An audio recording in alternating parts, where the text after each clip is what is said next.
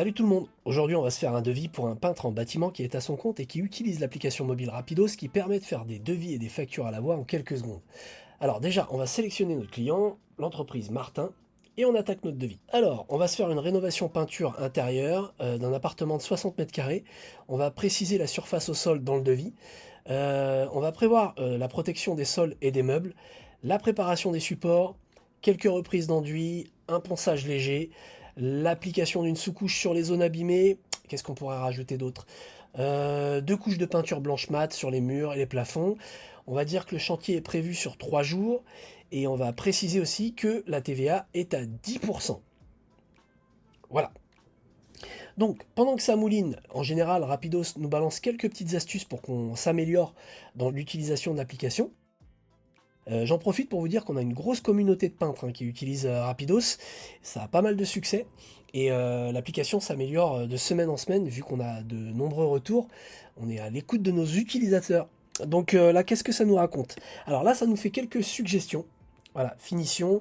Est-ce qu'on a pensé par exemple à la teinte de finition personnalisée, à la mise en peinture des plinthes et des boiseries? Bon, pour les besoins de la démo, on va passer.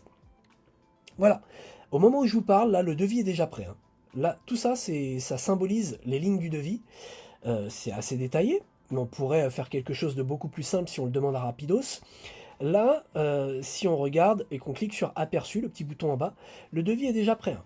Tout est à 10% au niveau de la TVA, comme vous pouvez le constater. Et ici, on a un total TTC de 4356 euros. Et ben, vous savez quoi? On va faire un geste commercial pour notre client, parce que le prix est un petit peu élevé. Et on va lui demander de modifier le prix, mais de façon cohérente. Donc le montant TTC. Je trouve que le montant TTC est un petit peu élevé. Je voudrais que tu baisses le prix de 500 euros. Donc voilà. Là, on le laisse un petit peu mouliner, comme tout à l'heure. Il nous rebalance des astuces. Euh, donc à vous de voir ce que vous voulez faire pendant ce temps. J'en profite pour vous dire que si vous avez par exemple un produit que vous utilisez souvent, par exemple un pot de peinture ou voilà, une prestation qui revient de façon récurrente, à vous de l'indiquer à Rapidos et il prendra en considération le prix que vous lui avez donné plutôt que d'estimer par lui-même un prix. Donc on va regarder un petit peu à combien il nous a fait le devis. Vous voyez, il a enlevé 500 euros. On est passé à 3806 euros. Donc vous voyez, Rapidos est intelligent.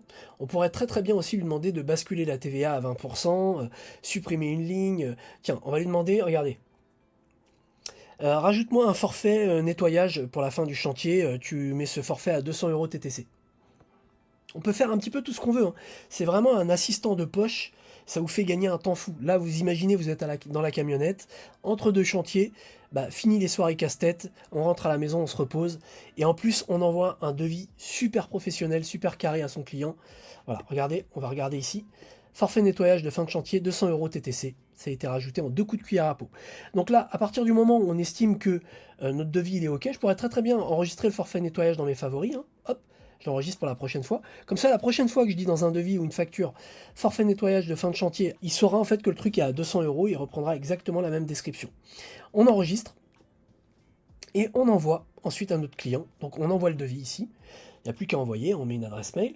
Et une fois que le client nous a validé, on l'indique comme validé ici. Hop. Et c'est à partir de ce moment qu'on peut créer une facture ou une facture d'acompte. Voilà, libre à vous. On pourrait très bien créer une facture. Mais là, par exemple, si je veux créer une facture d'acompte, je clique ici. Donc vous voyez, client Monsieur Martin. Par défaut, elle est à 30%. On pourrait très bien changer pardon, le montant du pourcentage. Bon, là, on va laisser comme ça. Et on pourrait enregistrer notre facture. Voilà. Très simple.